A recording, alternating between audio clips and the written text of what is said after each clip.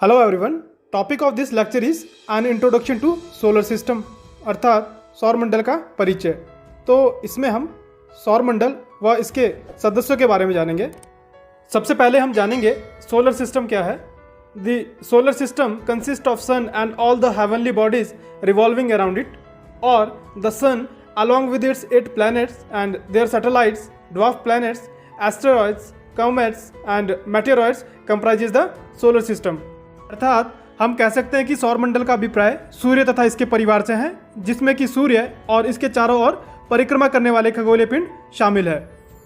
या फिर हम कह सकते हैं कि सूर्य और इसके चारों ओर परिक्रमा करने वाले 8 ग्रह, बौने ग्रह, क्षुद्र ग्रह तथा इनके उपग्रह उल्का, धूमकेतु इत्यादि मिलकर हमारे सौर परिवार को बनाते हैं या सौरमंडल को बनाते हैं। सोलर सिस्टम के 8 प्लैनेट्स है mercury, Venus, earth, Mars, Jupiter, Saturn, Uranus and Neptune, जिन्हें की हिंदी में बुध, शुक्र, पृथ्वी, मंगल, बृहस्पति, शनि, अरुण व वरुण नाम से जाना जाता है। ड्वार्फ प्लैनेट्स अर्थात बौने ग्रह Pluto, Charon, Eris and Ceres, satellite जिन्हें की उपग्रह कहा जाता है।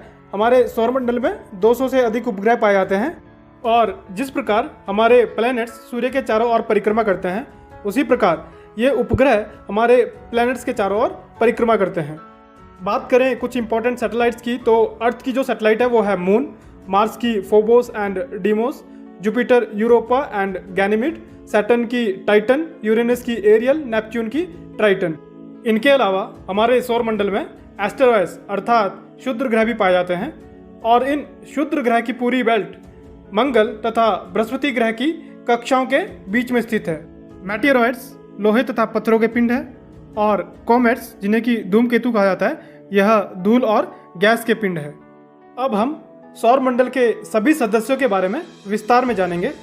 सबसे पहले बात करेंगे सन अर्थात सूर्य की, जो कि सौर परिवार का एक मुख्य सदस्य है। यह अंतरिक्ष में पाए जाने वाले अन्य तारों की भांति एक तारा है, लेकिन पृथ्वी से नज़दीक होने के कारण यह हमें अन्य तारों की अपेक्षा बड़ा दिखाई देता है। It is located in the centre of solar system which holds the whole solar system together. तो हमारा सूर्य सौर मंडल के मध्य में स्थित है, जो कि पूरे सौर परिवार को एक साथ बांध के रखता है।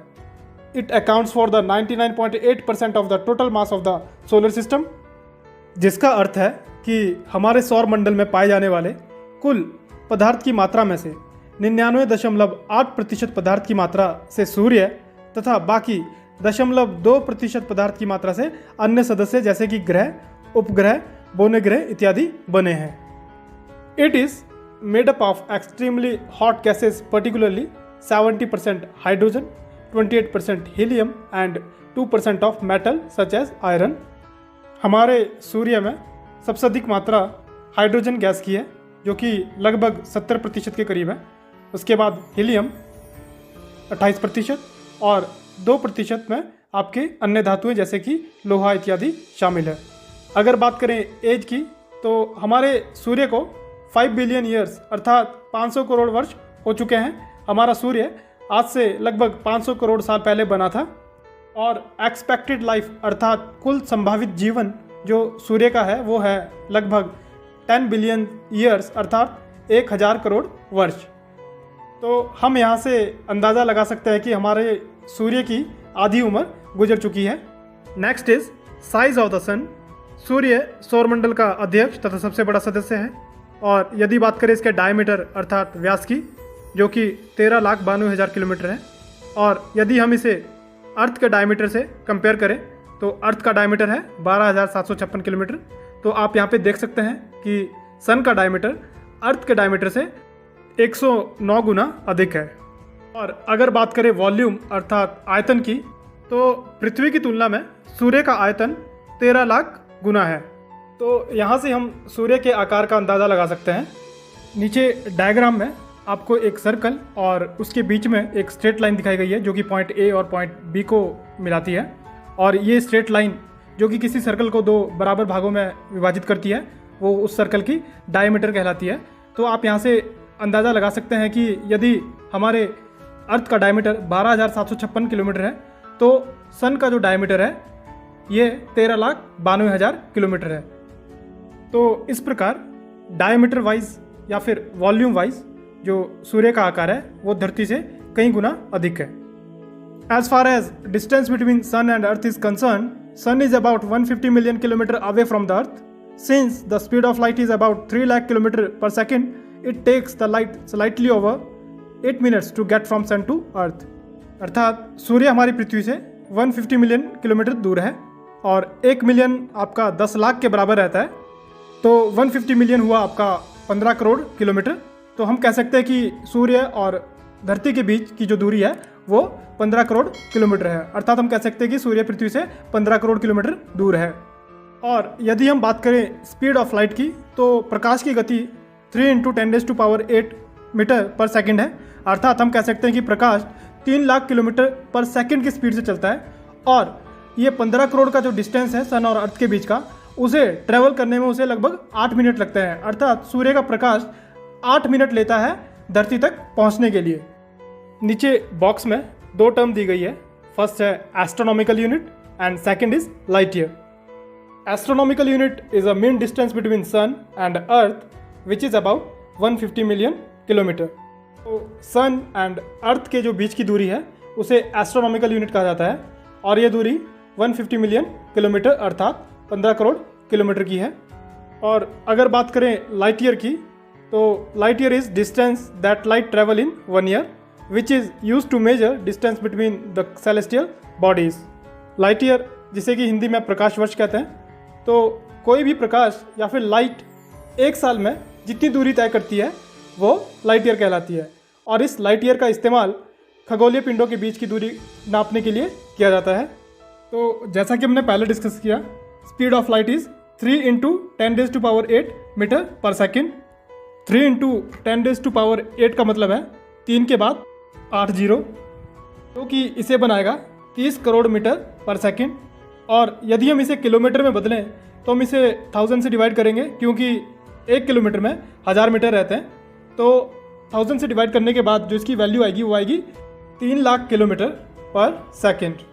तो इस 3 लाख किलोमीटर पर सेकंड की स्पीड से एक वर्ष में प्रकाश के द्वारा ट्रैवल किया गया डिस्टेंस होगा 9.461 × 10⁻15, जो कि आपका 9 ट्रिलियन किलोमीटर बनेगा।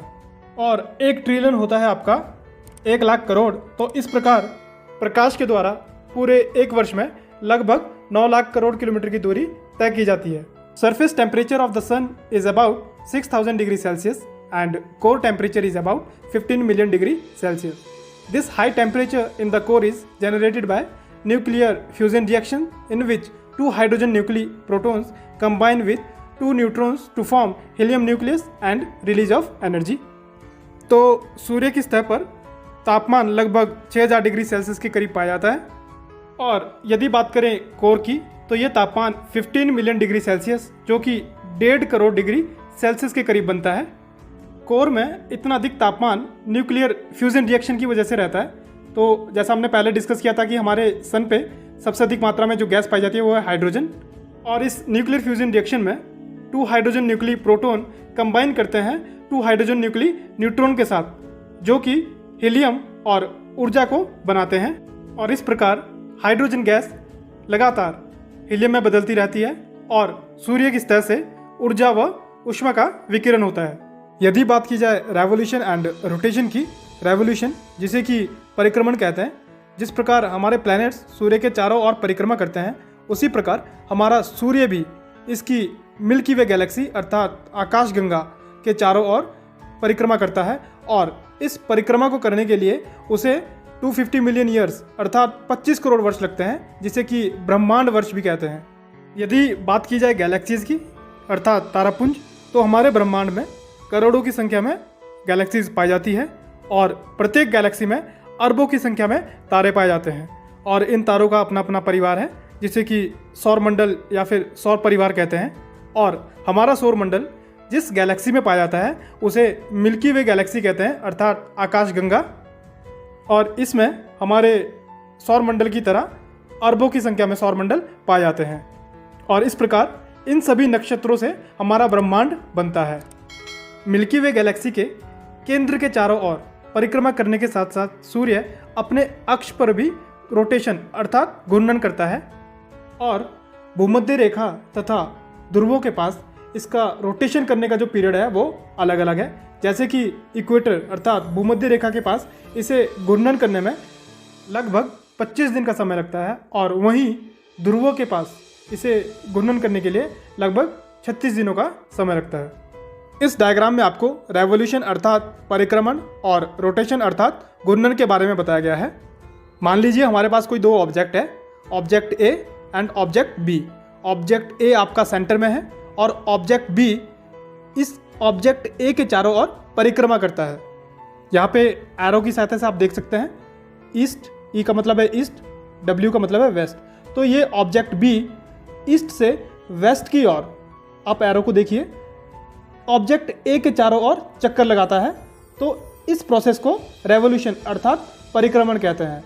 और यदि हम ऑब्जेक्ट ए को हमारा सन, ऑब्जेक्ट बी को कोई प्लैनेट मान ले, तो ये प्लैनेट सन के चारों ओर इस प्रकार घूमता है जिसे कि हम रेवोल्यूशन अर्थात परिक्रमण कहते हैं।